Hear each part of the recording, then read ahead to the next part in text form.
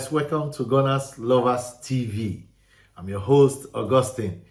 I've not spoken about our famous victory against Barcelona. Now I know we are ready for the new season, the Premier League new season. It was a match to remember. You remember, it is long time we met Barcelona, 2011. The famous time where Jack Wilshere was in that team, and we beat them, I think, first leg, and then the second leg, they beat us. But that is 1,000,000 miles away, many years ago. Some people were not even born. But this new victory is the one that excites me most, that took place at SoFi Stadium, one of the most beautiful stadiums in America, as described by many people who have visited the stadium. That match witnessed a lot of promising excitement and things we should look forward to that will happen in the new season. Julian Timber was played at left back. And we had Havertz still playing in that same match. But like we advised last time, Partey was at the center of the midfield, the defensive midfield, where the engine room is to control and to prevent every external forces and internal forces that will attack our defense. So we had other guy in his position, we had Saka, but another interesting proposition was the fact that Leonard Trossard was there. Lisandro Trossard, if I get his name right, was there. That match, you will witness, if you had watched it, 3:30, they said they were going to start, but it started 4:06 in the night, 4 a.m. The stadium was filled to capacity. It was a war-friendly. That's why we call it war-friendly. It was not really a friendly. That was a proper match. Barcelona claimed that was their first friendly. We'll get to that in a minute. So I'm going to just breeze through how Trossard demolished Barcelona. How Saka ripped Barcelona on the right side, their defense ripped them to shred. How Partey was the best defensive midfielder on the field on that day. In fact, he rolled back the years to show us why we actually bought him. And then you find Odegaard, you find Timber was as solid as Timber. So the first goal was caused by an error, a defensive error. The ball came from the left-hand side, whipped it in. Remember, we talked about this guy's reflexes not being sharp last time, Ramsdale. But he did very well. He punched the ball out. But of course, because their striker, Barcelona striker, was just waiting, ready to pounce like a fox. He hit the ball, he entered the net. So one cannot blame Ramsdale for that. Immediately that happened, about 7 minutes after that, our dear poster boy Saka equalized immediately. No time to waste. He pounced also on a very tactical 1-to-1, 1v1 that they played at the 18-yard box of Barcelona and lashed onto it, and of course the ball was inside the net. The second goal is something that I will say I blamed Trossard, because when you say we had a two-man wall for a free kick against Arsenal. When you stand in the wall means wall. Wall does not mean you can pass. You can imagine if you just a wall of your house, unless somebody's doing time travel and all those things, you can't go through a wall. So wall is as solid as it is. But when the ball was coming, two things I think Trossard thought could have happened is that he wanted to turn himself away from the ball hitting his hand. But in the process of turning, the thing just brushed through near his chest line. And that changed the direction of the ball. Where Ramsey had calculated he would get the ball moved to a different direction. Before he got his feet right to try and reach the ball had entered. All right, so it became 2-1 again. Of course, the fans in the stadium, they were roaring for Barcelona. Then Havertz surprised them again with Odegaard making the assist. It became 2-2. That was where we started dealing with Barcelona. Of course, we got the third goal where Trossard, of course, fired one ball, a ground ball that entered the net through the legs of the defender of Barcelona. Another ball came again, which before then, now it became 4-2.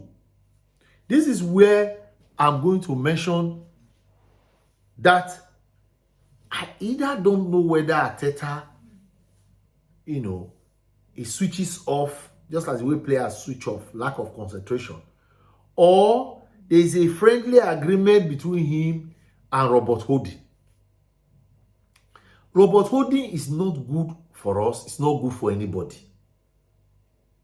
That guy by now should have landed either in Turkey, one of the football clubs from that place, or even these Saudi Arabian people. They can come and carry him. We don't need him. The guy, according to one person that tweeted, he said for what he did, he should not be brought back home to Arsenal. He should be left in America. Do you know that we put Robert Holding? He has not even stayed up to 5 minutes on the pitch. Just come and help us show up the defense. The match is already won and dusted.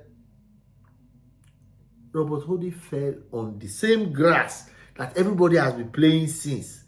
Nobody fell. Robert Holding fell. And do you know when he fell? He fell when it mattered for him to clear a ball. He cleared it loosely. He passed it loosely. And of course, I think Rafinha also. Ferran Torres.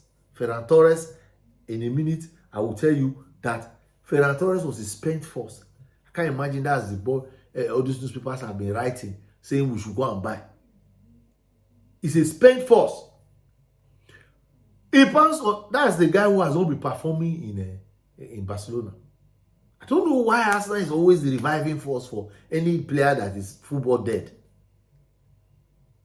He latched on the mistake of Robert Holding, and next thing is called Ramsey. You can't blame Ramsey because the defense was open. As if that was not enough. Is that not the time Arteta would have said, well, I hereby repent of my sin, Robert Holding, get out. We had Nelson, we had Kiwo, we had, what do you call it? We had other players, Tomiyasu, that could have come in. He decided to bring dilapidated Robert Holding, who cannot hold himself to 4 talkers of holding a team. He brought Robert Holding there. In my own opinion, if you bought him for around 2.5 million, when I say, okay, boy, sell him for less. It doesn't matter. Get him away from the team. So he almost cost everybody heart attack because the match now became 4-3. And the Barcelona fans, of course, you know their voice. If they were screaming that yes, they are back. One mistake now, they are equalized. How will it be heard that Arsenal defeated Barcelona? After that, we received the shock of our life. Vieira, of all people, Fabio Vieira, got a pass and over 30 years bombed the ball. He entered the net of Barcelona. As we're talking now, we're still looking for the ball. We don't even know that commentary. I don't know who made that commentary in the match against Manchester United. He said he played his penalty to Philadelphia. That ball he scored went to where? Philadelphia. That can be the only place that ball entered. Through the net to Philadelphia. So as it were, the match ended 5-3 in favor of Arsenal. I can tell you the structural change that Arteta did to put Timber, who is a versatile player at left back, worked. It worked with Partey alone at the midfield. I learned before the match that our dearest Declan Rice had tight calf or had an injury during training. Look, it was, I would say it's by providence. Yes, because that altered, I'm very sure Arteta wanted to play Declan Rice, but when that happened, it had to, find a way of changing the plans. And that landed Timber in that place. Timber, like I told you, was as solid as Rock of Gibraltar. So with that, this was a different team. They were well drilled. I'm sure Barcelona, according to their coach Xavi, he said our play was not normal because this was supposed to be friendly. Of course, Barcelona did not take it as a friendly. If they had won it, they wouldn't have been saying this one. Look at the tackles they were giving. Look at the tackles. Like one of the Chelsea fans who commented in one of the Chelsea video we did. He agreed. He said one or two of Barcelona players should have had red card for the rough tackles they were giving to Arsenal. So on this note, I just quickly want to say that we are ready for the season. The formation is right. By the time we are playing Manchester City, the issue of not being fit is gradually being raised. In fact, it has been raised. When we are playing Nottingham Forest, I'm sure we'll be ready. So on this note, I congratulate all Arsenal fans, congratulate even Chelsea fans, that you didn't lose your match. So I can say that you did very well in your match. All you need to do is just to reinforce, buy players. We just learned that Casido, they bid 8 million for Casido. The team has not even reached the table. The Bloom or whatever they call the owner of Brighton has rejected it again. We are being linked to Kudos, a Ghanaian, a winger, the first he plays across the front three. Hopefully, we can get him. So, Arsenal is still improving, as Arteta has told us. We are hoping that we will be very ready by the time the season starts. Please like and share this video. Spread it to your friends, your colleagues. We want to welcome our new subscribers. We had about 2 subscribers that came in between a pace of 2, 3, 4 days when these videos were out. So we welcome you. We thank you. We say welcome to GunnersLoversTV. Please continue to join us and follow us in this journey as we grow our membership. And don't forget that Arsenal will be playing Monaco. We have all seen today that a statue has been made for Arsene Wenger. He deserves it. He's the only one who has done the invisible. So the statue is there for everybody to go and see at the Emirates. So you are welcome to GunnersLoversTV. I'm your host, Augustine. Do not walk past. Like, share, and subscribe. Until next time, I'll see you at the Emirates for Monaco versus Arsenal at the Emirates Cup.